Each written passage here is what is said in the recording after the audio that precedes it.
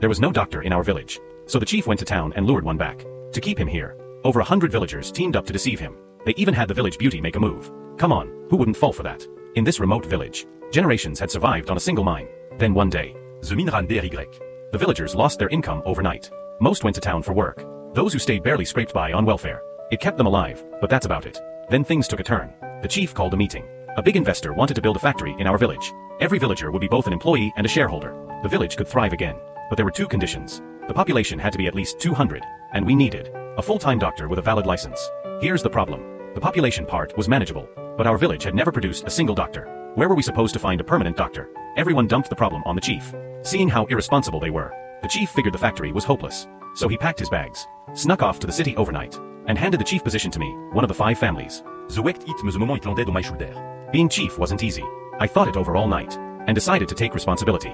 On my first day in office, I had someone post an ad online, urgently hiring a doctor. Salary, 500. No benefits. Work hours, 18 hours a day.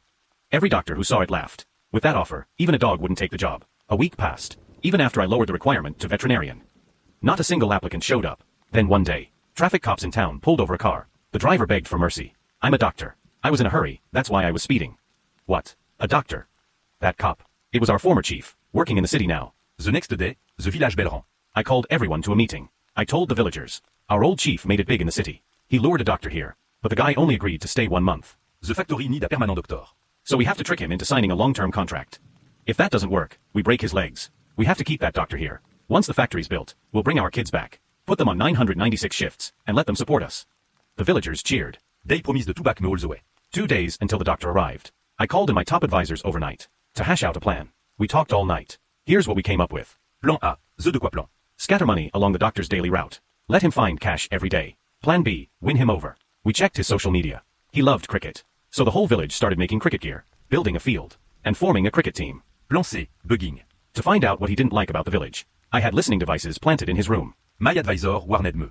Wiretapping is illegal. Ah, you don't get it, do you? It's only illegal if he finds out. If he doesn't, what's the crime? Ha, that actually makes sense.